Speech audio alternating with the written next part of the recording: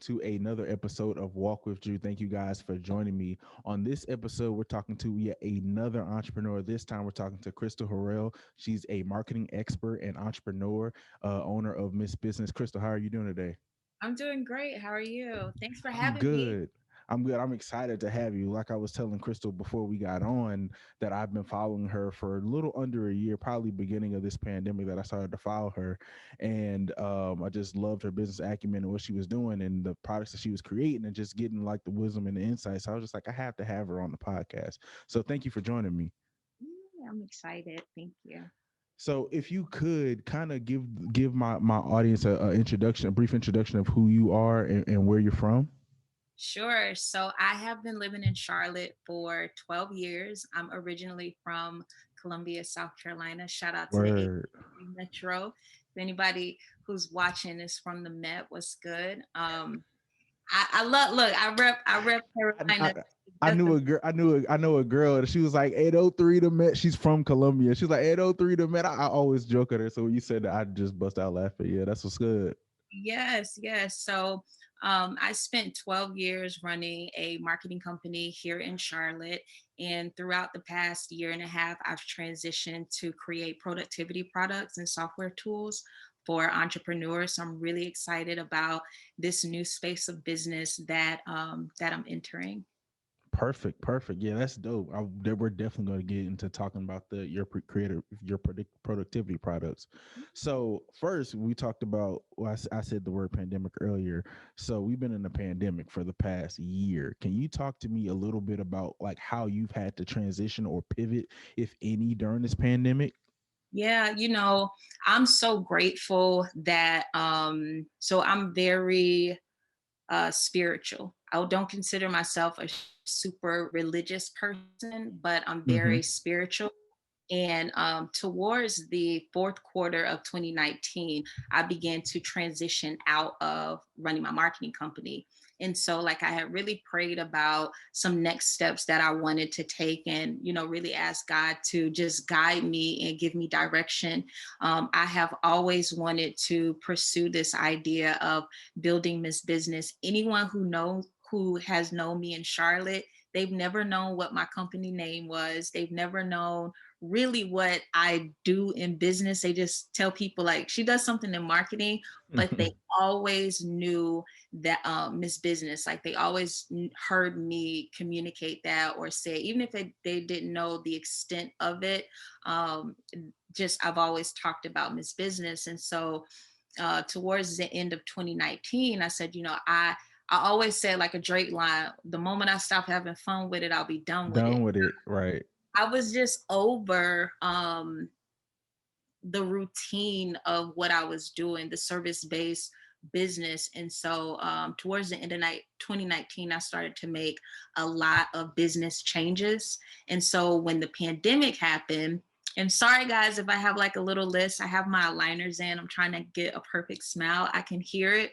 So I just wanted to throw that out. So people are like, why is she uh, talking about that? But and when the pandemic came, I had already made so many different moves in business that I wasn't affected from a work mm, standpoint. And I wasn't affected financially like some other people because I listened to that voice inside of me the previous year. So I was more prepared, even though I didn't know what I was preparing for. What I can say though, a lot of things that did change, like the service-based work, that decreased dramatically, but it didn't bother me as much because I had already replaced that income from 20 at the end of 2019 going into March of 2020. So I'd already replaced my old income, so I didn't feel the hit. But I know that a lot of my peers and my colleagues did. Yeah, talk about that for instance too. Like that must be like some type of entrepreneurial type of instinct to already prepare, before something even hits, to prepare if something happens. Like you said, you replace your old income before you even, before the pandemic even hit. Like just talk about the entrepreneurial instinct that must take. I believe that's instinct and God as well, but that instinct just to be able to be multifunctional like that. Yeah, I think for me it's more spiritual based than it is entrepreneurial. I had one of the worst financial years of 2019. So when I did make that pivot, it was because I had a really bad Oh, financial okay. year. And I Okay. was coming off of a failed partnership. I had a failed partnership for 9 months. I took a leap of faith in my entrepreneurial journey, my business ownership, and decided to go into a partnership. It lasted 9 months and it was a failure. And so coming off of that, I experienced a lot of financial hardship.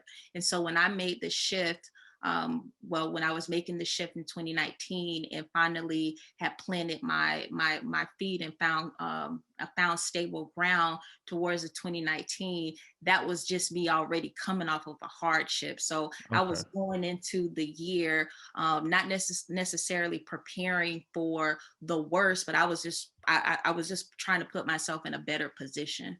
Word, word, word. Okay, But that's what I can say, I tell people that whenever you are on your entrepreneurial journey, that you have to have a center. And you have that center is so important so that when you have chaos around you, you go right. back to your center. And for me, my center is my faith. It's always been my faith. I walk by faith and not by sight. And Amen. I stick with that. So when the world is crumbling, I'm not, because my center is solid. Right. And Yeah, that and I has think helped that's me along the journey. right, and I think that's very important. Always having a foundation, just always having someone to come back to. So I definitely relate to that a lot. So you talked about your business, Miss Business. Where did where did that phrase come from? When did people start calling you that? I can't pinpoint exactly when, but I know that it became a nickname from my friends because they've always known me as an entrepreneur. That has always been my identity. It's how I grew up in South Carolina, and so I was always an entrepreneur. And I remember it just sticking with me, and so I guess took ownership of it and decided, I want to say maybe 2010-ish. I used to blog. So I had a blog, this business blog, and I just kind of ran with the name, but I wasn't clear on exactly the type of business that I wanted to create. But I loved the name and knew that, I wanted to build a brand from it. And so that's the path that I'm on now, is building out the Miss Business brand. Yeah, it's perfect and it suits you well. And kind of getting into my next question, y'all. If you did not know, like Krystal's story is crazy. You started a business when you were 13. I saw it says a pajama business at 13. Talk about starting a business at 13. Like what headspace? Like where did you get the idea, the inspiration from, all that? Yeah. So growing up in the South, in South Carolina, yard sales, garage sales, and flea markets are really, really popular. Like that's the thing that you do on Saturday. And so I would get tables at the flea market. I would set up in front of my grandparents' driveway, and I would sell my own old belongings. And I did that like maybe age 9 and 10 and 11. I did it. It was such a common, natural thing for me to do to earn extra money. I come from a family that totally believes in the phrase, money don't fall from trees. Right. So, I would be asking a lot and I would get it. I'm not, I definitely grew up very spoiled. So if I asked for things, I would get it, but I loved having my own money. And my mom, she started a pajama business, or sorry, she started a handbag company, and she began selling her handbags on eBay. And so I was Mm. just really attracted to this new thing that I saw her doing.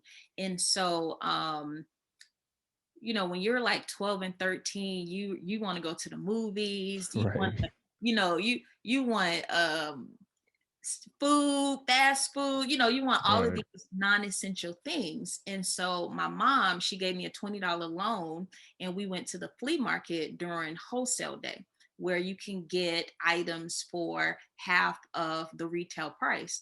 And so with the $20 that she loaned me, I bought 5 pair of pajamas and I paid $4 each, and I Mm. sold them for $10. So I sold them to neighbors, friends, And then eventually I went to events and began selling my pajamas at tables and grew from there. So that's how that started. She gave me a $20 loan to start my pajama business. And I'm so grateful for that. I tell parents often that you have a very small window to really shape your child.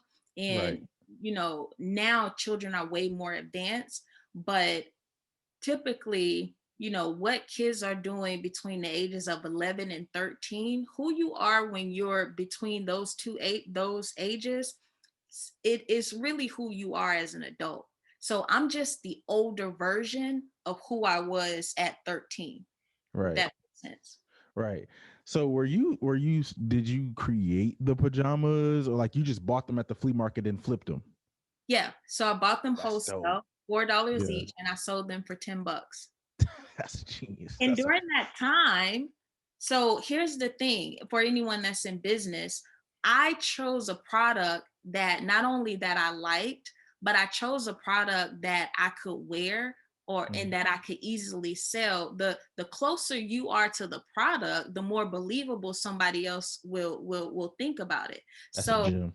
all of my friends at that time, we like pajamas. We Right. we hadn't really gotten into boys yet. So we weren't like, super fast girls. We still Right. like pajamas. And that was a fun thing. And so I had all of these pajama designs and things that you couldn't get at Kmart because Kmart was a thing then. Right. Yeah, I Um, remember I Kmart. don't know if Walmart apparel was really it, but you couldn't really get these styles. And so it was just like, we got pajamas, you gonna look cute at the sleepover or not? So Yeah. That's that's so how. dope. Yeah, just thinking about that too, because I think a lot of times as children we don't think about being able to flip something. We think you see the lemonade, or you see other things, but like, you got a product for wholesale that you double the price. It's very dope. And then too, I like also too, like what you were saying about children being shaped at such a young age. I think now you're starting to see that wave, that influx of individuals and parents like starting to push entrepreneurship on them. Like I see parents all the time like are talking about get LLCs in your kids' names, or hire your child, and all these different things. What do you think about this, like the current wave that we're in, where everybody's loving entrepreneurship and pushing entrepreneurship on their children? I love it because we live in a digital world. And one of the things is if you we can't control what's going on as far as the speed of technology, but we can play a huge part in our individual narrative. And so I love that parents are turn this light down a little bit. I love that parents are encouraging their kids to be self sufficient because it's less about the business itself and more about building character, more Mm. about building very necessary skill sets that's going to be very, very critical as they enter the real world. And so I think the earlier that you can prepare kids, the better. And so I always say that one of the things that that's been one of my differentiators is that I learned how to communicate early with adults, right? Because from in the South, Right. you don't get in grown folk business, Yeah, you right? talk you talk yeah, you talk to the kids. Yeah, you You don't talk talk to to no the grown folk. kids, but there's an advantage to learning how to communicate with adults and as adults. And another thing that I think that helps, and I'm happy that parents are encouraging and supporting their children in this entrepreneurial space, is that you learn how to take no's early. So That's good. sometimes, like when you grow up and you're so sheltered, or you don't get the opportunity to be told no or to be rejected, you go out in the real world, that's all there Yeah, is. you're It, crying. Yeah. it's nothing but no's and rejections. And so if I'm at the table and I'm like, hey ma'am, you want to come over? And she keep walking, I got rejected, I'm 14, 15. I can either take it personal or I can go Mm, to the next person. And so you right. learn early how to have rhino skin. You learn early how to take your nose. And for the parents that are encouraging their kids, it builds character. And you need that You need that out here in the real world. Right, for real, for real. You talked about some things that like separated you.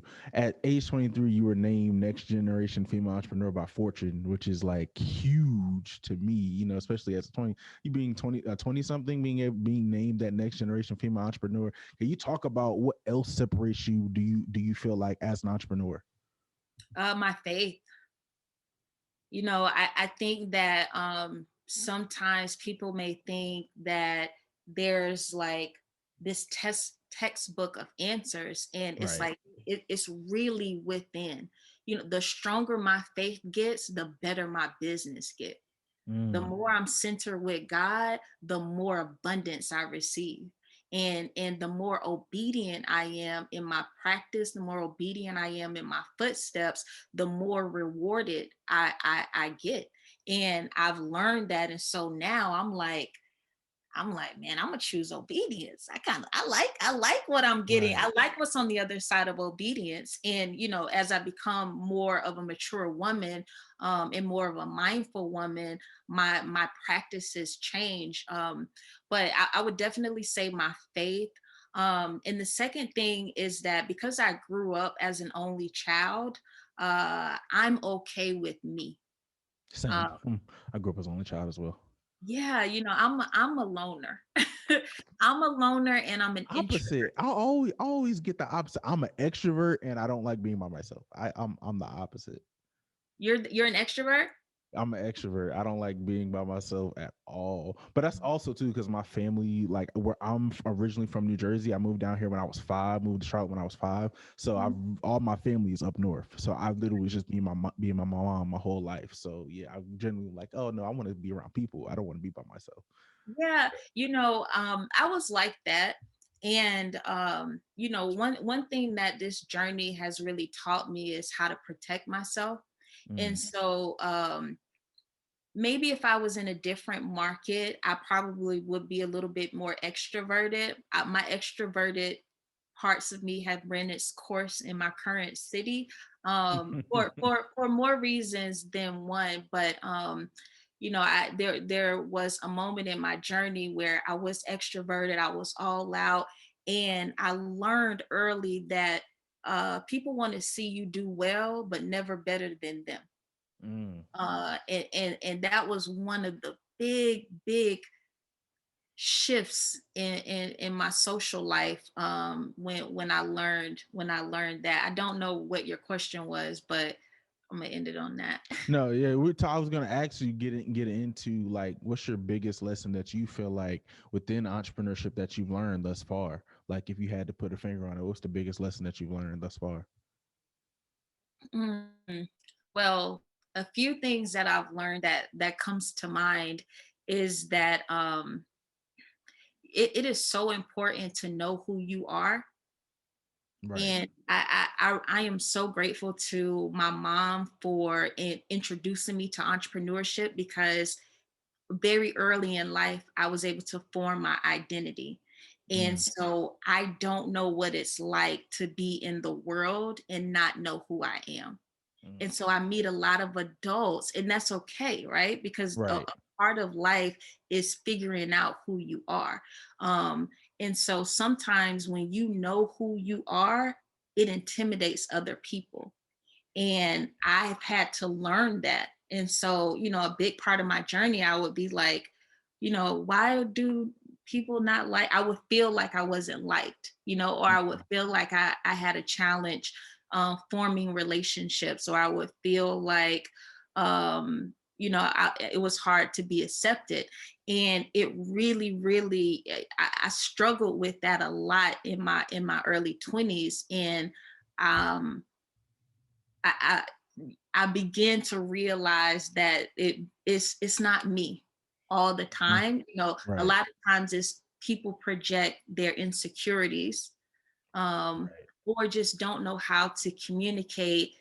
I'm a Right. little intimidated. I like you. I'm a little intimidated because I'm not certain in who I am. Right. The last thing I learned about this journey is, or one of the lessons I learned, is that if you have an opportunity to control your time, do it.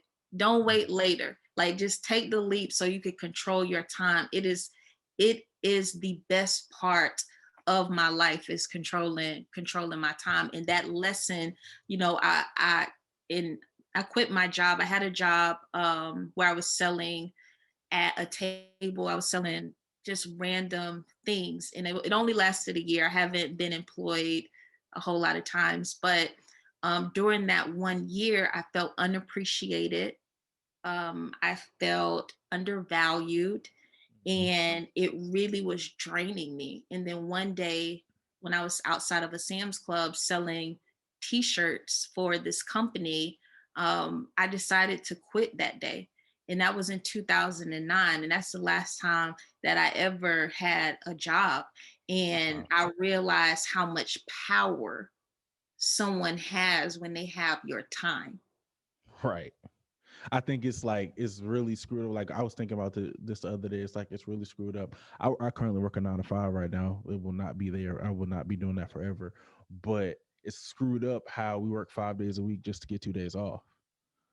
Like, and that most people don't even take 2 vacations a year or whatever, or 2 vacations is the standard, right? We don't think 3 or 4 months or being able to take a month off or doing, we don't comprehend being able to do stuff like that. We always kind of work within this time frame that corporate America has set. So it's really kind of crazy.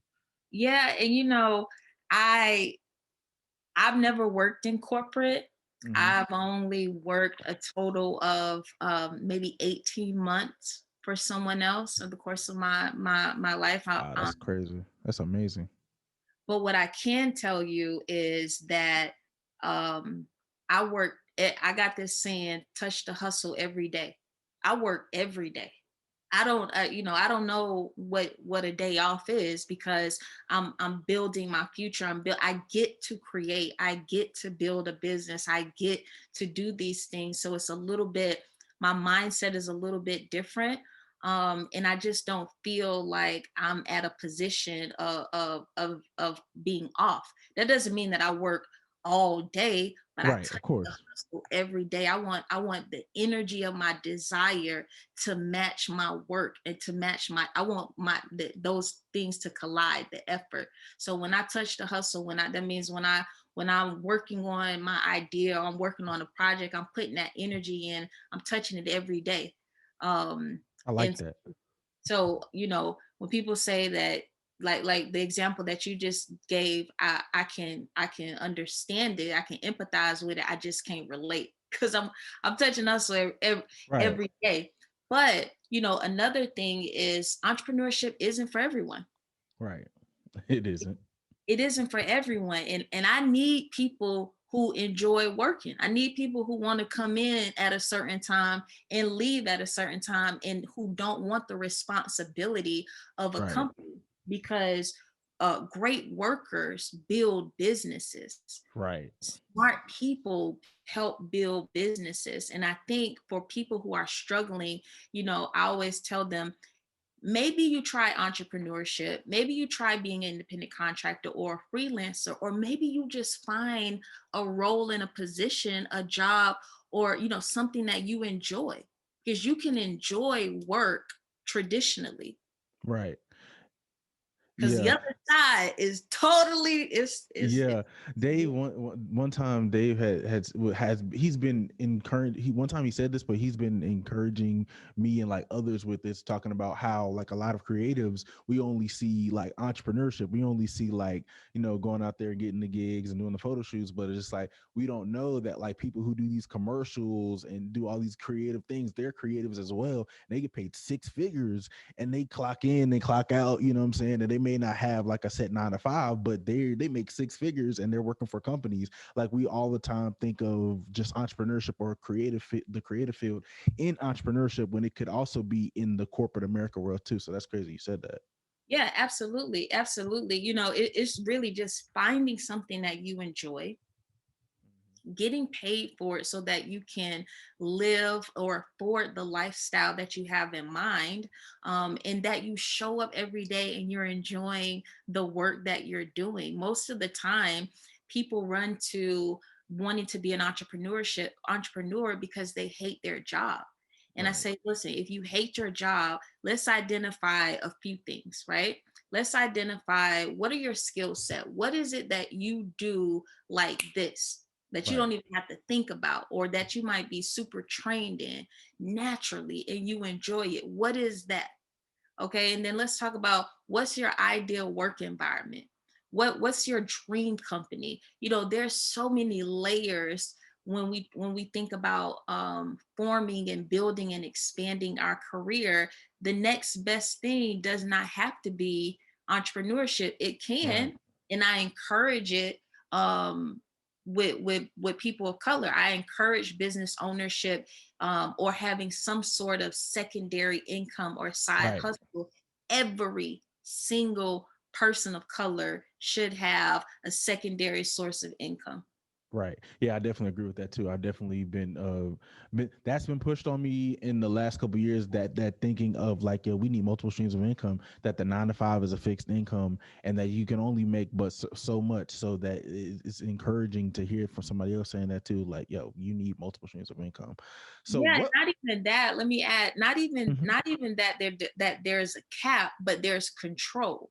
Right. Because that, if they decide, hey, we want to let you go, or we need to replace you, or we're closing the company, or closing the department, you have something to fall back on.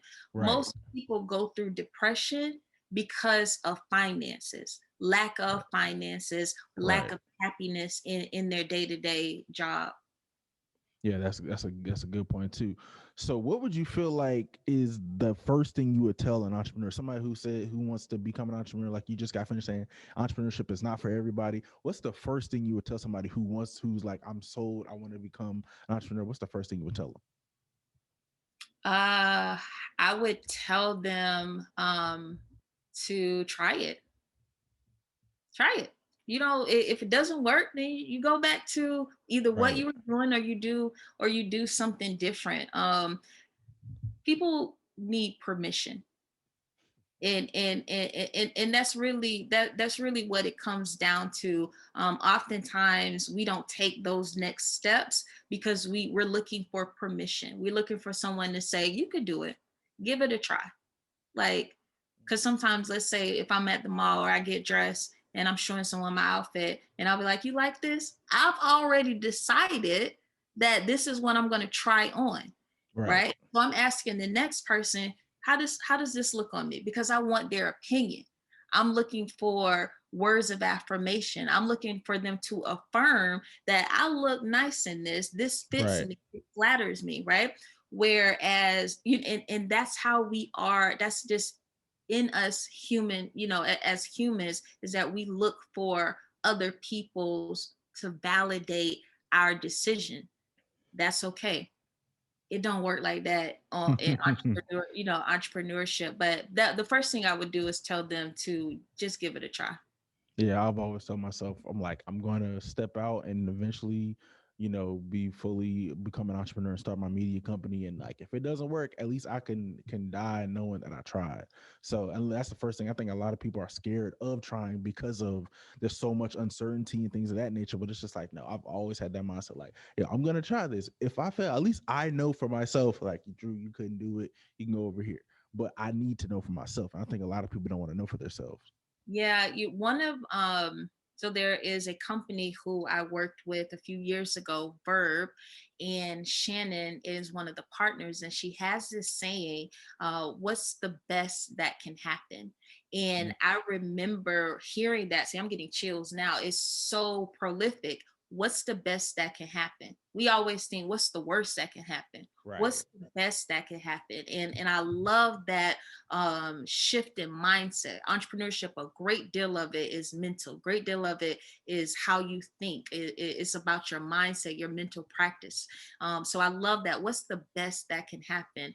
The other thing, that I would tell entrepreneurs is, and everyone's not gonna agree with me, but you need to think money first, because Why you say that? Yeah, I a want to hear great that. deal of business is revenue. If you Right. don't make money, you don't have a business. You're supposed to profit in business. Now, if Right. you're afraid of money, you have to go start Go doing somewhere else. nonprofit, right? And you still got to Right. get money in a nonprofit. That's all they focus on in a nonprofit, Yeah. fundraising and money.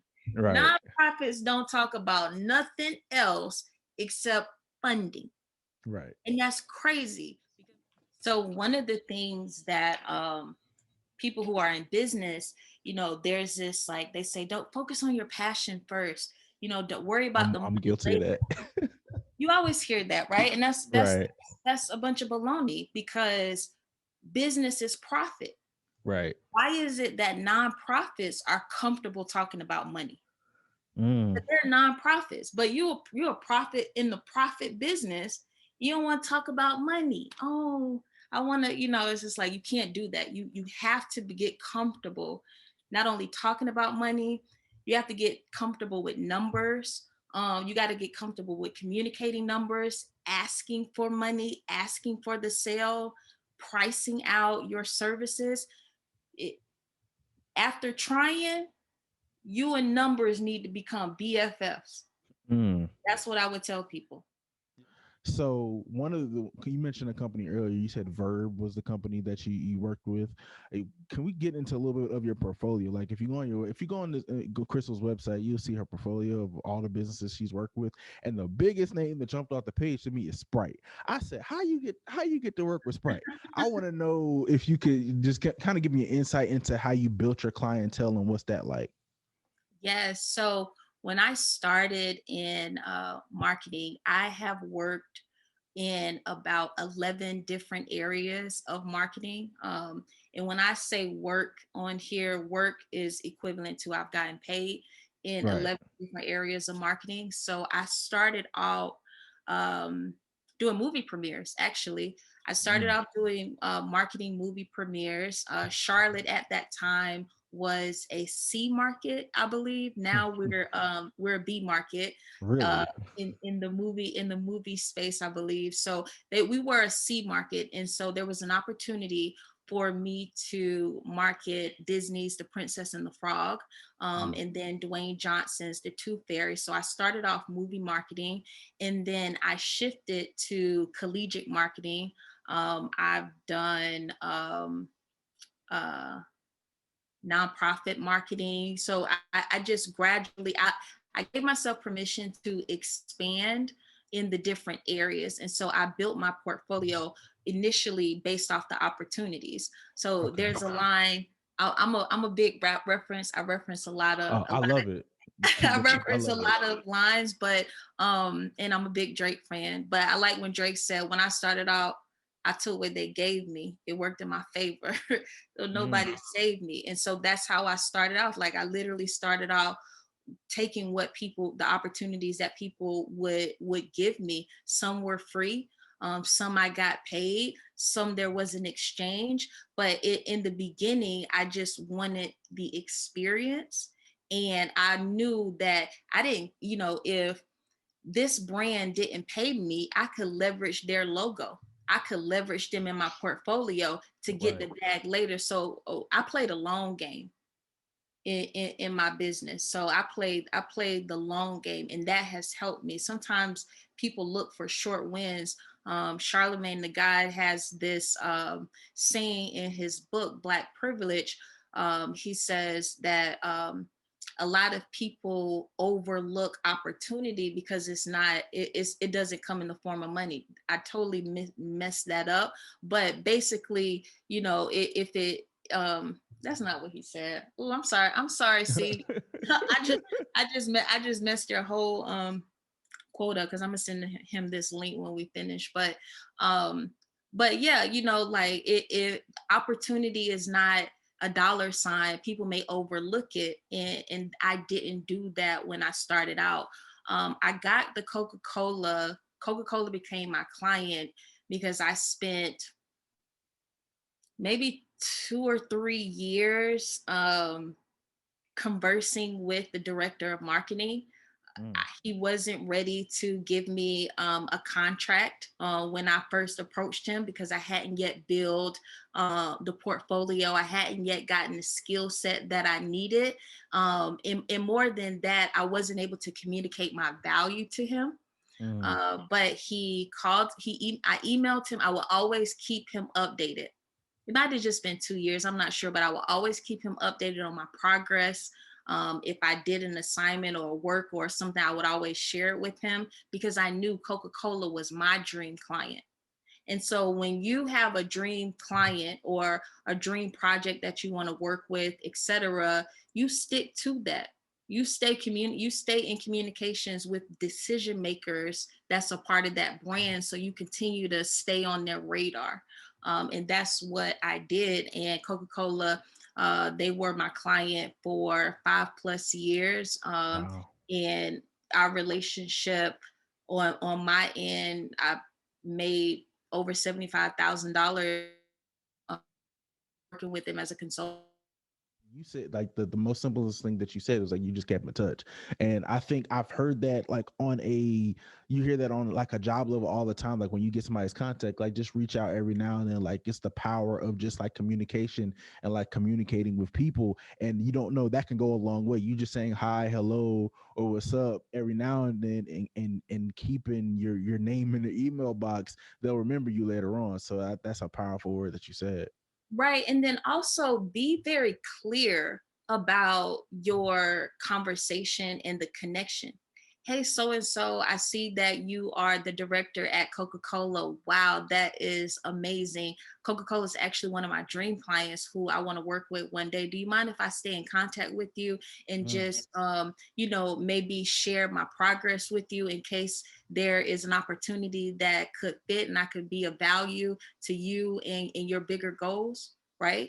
Or you right. might reach out and say, hey, so and so, I just got your contact from, I did a search and found your contact. I want to just introduce myself to you. The Jordan brand is one of my dream clients. I don't know if I could be of value to you. Do you mind sharing with me your 3 biggest goals for this year in case I may be able to help you reach them? Wow, You I see know, what you're saying. it's Yeah. really just, you want to stay in contact, but you want to do a little bit more than just hi, hello, because you got to remember people's time. And Mm, I want you to open my email every single time because I want you to feel like I'm not going to waste your time through opening a message that, that's good. even if I'm checking in and giving value. I'm remembering something that you shared with me, or, you want to be useful. How was that journey in learning how to communicate your value? Like, was that like trial and error, or was there a book that you read, or like how was that journey in learning how to communicate your value to others? Yeah, so it's just starting early. In high school, I was president and vice president of about maybe 9 clubs. So I was always Wow. raising money. I was always getting sponsorship. So I always had to communicate. And I knew my end goal was to get a $500 sponsorship from Subway or to get a $30 donation. So I knew what my end goal was. And it was really about, making it finessing. There you go. You learn how to finesse when you're trying to get nonprofit dollars. Yeah, I like that. I like that a lot. So switching gears, I know one of the things that you do, you said marketing and you deal with social media. So we're in an age where social media can really make or break clients, make or break brands. And I know that you deal with millennials and Gen Zers. What would you say to people who are having difficulty communicating their message to a Gen Z or a millennial? Ooh, well, Gen Z and millennials are two Too different, right? totally different consumers. So when I began specializing in millennial marketing, what I realized was that no one could tell me about this specific group, this specific demographic and consumer base than me because I'm a millennial. Right. I'm in my 30s, but I was in my 20s at one point, and when I started to specialize and started to, you get to a point in business where you learn how to niche down. You learn how to shift your services so that you're known for this very specific thing. And so I began to get known within my space, within my industry, and certainly my market for millennial marketing to a group of consumers that these very older um, leaders, people who are in leadership positions, they didn't know how to communicate. And so by having me, I was the cheat code. And what I would tell people to communicate, there are two different groups. But what I would probably say is you got to get somebody that know how to speak that language. Um, Someone that knows how to speak that language and knows how to communicate to that group. And I think now we're in a space and time where people are skilled who fall into millennials, which are now Mm-hmm. 30 something year olds, and then fall into Gen Z.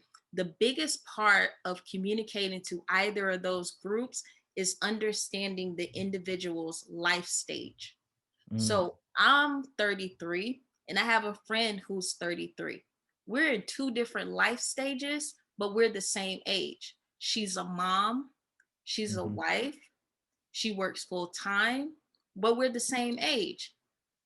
I'm not a wife, I'm Mm-hmm. not a mom, I run a business. So we're Right. the same age, but we're in different life stages. I got another friend, we're the same age. She's going through a divorce.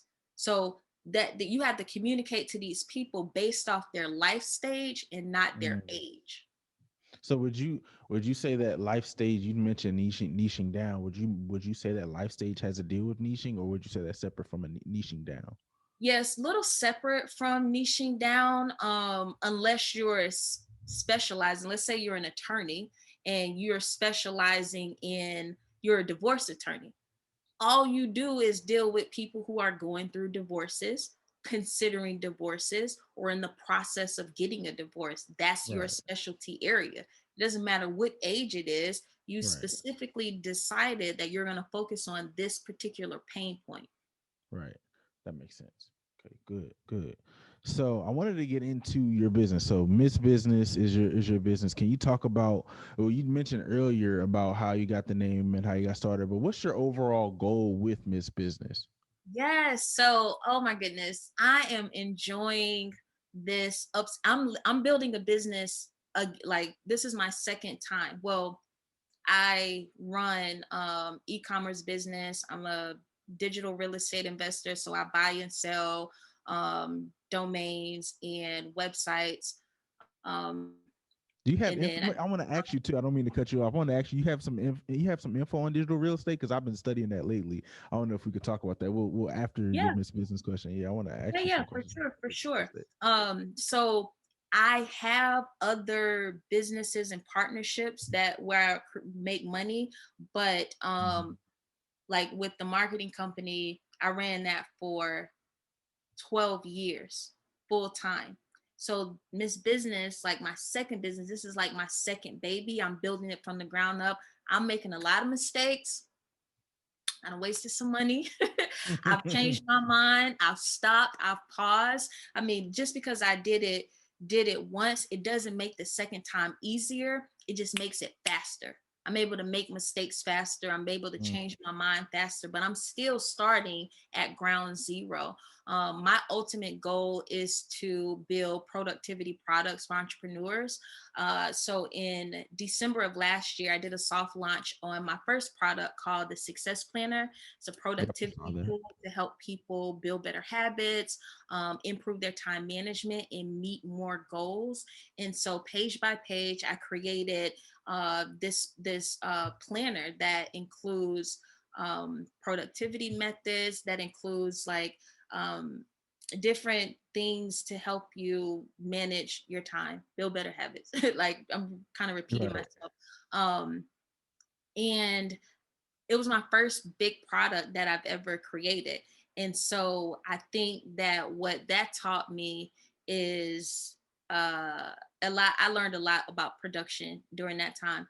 But to answer your question, um, let me see, what was your question? So the goal with you kind of mentioned the goal is to creating Yeah, productivity products. productivity products. And actually when I'm so a part of me leaving the country here soon is so that I can kind of like reset, Mm-hmm.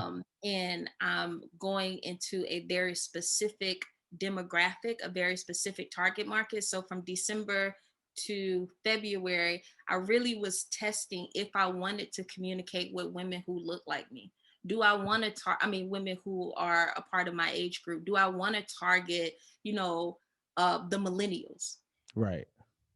And I'm having a shift. So I'm at a point in my business currently where I'm shifting my target audience. I'm shifting a lot of messaging. I'm really shifting the business a lot, and I'm at the infancy stages. And so the quicker you can make mistakes, the quicker that you can change or shift, the better. So I'm at that shifting point now. So what kind of inspired you to get into like productivity products of like all things? Did you like struggle with productivity coming up as an entrepreneur and that kind of inspired the success planner and other things that you plan on doing? No, I never struggled. I always excelled at it. So I'm former military, and so I'm very disciplined by practice, by nature, um, by habit. Like I'm just a disciplined person. So because, like I shared with you, I was president, vice president of a lot of clubs in high Mm-hmm. school and in college. So I was always organized. I was always meeting deadlines, always doing this and that. And so the things that make me gifted in business are some of the things that people struggle with Mm. in their life. And so what I decided to do was take something that I was very good at, which is being productive, being disciplined, being able to manage myself. Self management is very hard. And then teach people how to do that for themselves through tools that they could learn. So I started with a planner because I use planners. I've always wanted to create a planner, and I knew that other women use planners also. So you mentioned digital real estate. That's something I just got hip to like recently, like the whole coining of the phrase and the term. Could you kind of give my audience a little bit of insight of what digital real estate is and a little bit more about what you do in it? Sure. I'm sure the definition or what it is expands, but for me, I have a portfolio of domains that I buy and sell. I have e-com sites and drop shipping sites that I buy and sell, and so those are the two spaces that I heavily deal in. And then now I'm building my intellectual property, so I'm building my what I would call my digital assets. So your intellectual properties are going to be like your trademarks, your patents, your Right. copyrights. I'm building that portfolio. So you would get something trademarked, and then if somebody came to you wanting to buy the trademark, you'd barter. I'm not barter, but you'd sell them the trademark. Is that what you're talking about? So with the trademarks, so with me building my portfolio of intellectual properties, if I do choose to sell a trademark or sell a business that I'm building and I'm trademarking, or just to protect the catchphrase, like those are just assets that I control. They're Mm, assets that I own. I can license them. I right. can Ah, I sell see what you're it. saying. There's so much that I can do when I own the name. Right. Ownership, let me tell you, because this for anyone who's watching who is of color.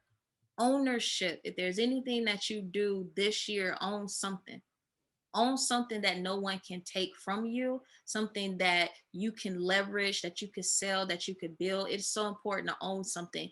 And one of the cheapest or most economical thing that you can own is a word. Mm, It costs 275. My attorney Darlene Harris is not here with me to verify what the yeah. price is. Trademarks is expensive. Yeah. They're an investment, Right. right? They're an investment. So what I encourage, I'm big on wording, right? So it's not expensive. It's an investment because you're going to spend that money. Anyway. You're going to Right. spend, let's say if an attorney costs $1,000, at some point you're going to spend $1,000. It may not be at once, Right. but you got to spend $1,000 on the first Right. Right. somewhere for rent. So, Right. or somewhere else. But that's neither here nor there. But the most economical thing that you can own is a word. And if you choose to do it yourself, if you choose to go to an attorney to have an attorney file, the actual filing fee of a trademark is under $300 or right at $300. And so when that's approved, you own that word. So your Right. $300 investment, you can license it, you can build a business or a brand around it. You can sell it. There's a lot that you can there's a lot of ways to play in the business world. Why do you keep yawning? Why are you so tired? I'm yawning. A little bit. I didn't I'm like, yawn. is he tired? Oh no, I didn't yawn. Oh, Did it look like I was yawning? No, I haven't yawned not once. I promise to God. oh, No, I 'cause haven't. on my end, I'm like, let's I'm not in my head, so I don't know if that's what you might be saying. Oh no, let I'm not yawning at all. I have not yawned not once. I'm learning. You're teaching me. No, you're good. But that's it. Like it's so economical. Like it's so economical to just own a word, have a trademark, and you own it forever. Right. Yeah. And I never thought about the side of like when you mentioned trademark, like I know people a lot of times own it for like their own personal businesses to, when they want to start personal businesses. But when you said like to license it to somebody else, I never thought about that aspect in trying to own a specific phrase. So that you turned me on to that. I never thought about that. Yeah, so that's one way, right? And then the other, when we talk about domains, it's like you can get domain for 99 cents to Right. $12. I mean, and up Right. my Miss Business domain is a 5-figure domain. I had to invest in that. It's very Right. expensive domain, but I believe in the vision, and I believe, in recouping that money. But you can make a small investment of under $12, or you make $1,000, or you make a $25,000 investment, depending on where you are, business wise. But when you do buy a domain, you can resell it. And I tell people, if you buy domains, because there's a lot of people who just buy domains because the catchy phrase, so they're just Right. buying it, and not doing anything with it. At least when you buy a domain, put up a landing page so that you can get traffic. And so what you could do, a part of when you sell it, you just say, hey, this is the value of a domain. A domain accumulates more value when there's traffic going to a website. So you can have value on the name itself without ever using it. But when you can put it to use and put it on a just a landing page, even put an email sign up, you begin to build something that can create value. Yeah, And that's when that's something great. creates value, you're able to kind of like up the price. Right. Yeah. Yeah. She's been teaching us the entire time. I hope you guys have been like paying attention. She's been dropping gems. I'm sitting here. I'm sitting here nodding my head because I'm like, yo, I'm right. I'm taking mental notes. I appreciate you coming out here so much. Could you kind of get into what's the next step? So you dropped the success planner. What's the next steps for Miss Business in 21? You have any other products? Can we get any exclusive news maybe? Yes, so I have a business kit that I'm going to put out later in the spring, maybe summer. Like I said, I'm going away to retreat and sort of think about how I want to go into the later half of 2021. And yeah, so that's about it. I will be oh yeah, I do have some things that I forgot. So I have a podcast that I will be launching. Word. I It's can't wait to called, listen to that. yes, it's called Live Your Best Dream. I have a book that I'll be putting out later in Yes, the I was gonna tell year. you that. I was gonna tell you, please put out a book because I need the book. Yes. So those two things in the business kit are the top three things that I'll be releasing at some point this year. I'm excited. I'm excited. Could you give the people your social media handle and or where they can follow you at and your website and all that stuff? Yeah, so it's Krystal Harrell, KrystalHarrell. That's my website, and you can find me anywhere on social. I'm really on Instagram, and I have a Twitter. I'm not on Twitter though. I'm so sorry I pronounced your last name wrong. It's Harold. My bad. I It's o- said Harrell. I thought it's about okay. Andre Harrell. I Yeah, thought about it's like a tomato at this point. People say both, and I answer to both. Okay, so I'm sorry about that. Thank you for coming on here once again, guys. I hope you enjoyed this entire episode. She dropped gem after gem after gem after gem, and she changed my mindset. So I definitely appreciate you coming here because you changed my mindset on a couple of different things that I had been thinking about. So I appreciate you so much. Yeah, absolutely. Did you have any other questions, or is anything I can help you with while we're here? No, that was pretty much it. That was pretty much it. Thank you guys for watching. This has been another episode of Walk with Drew. Be sure to like, subscribe, comment, all that good stuff, and get this out to all your friends. Once again, my name is Drew Muzon, and this is Krystal Harrell. See you guys soon. Peace.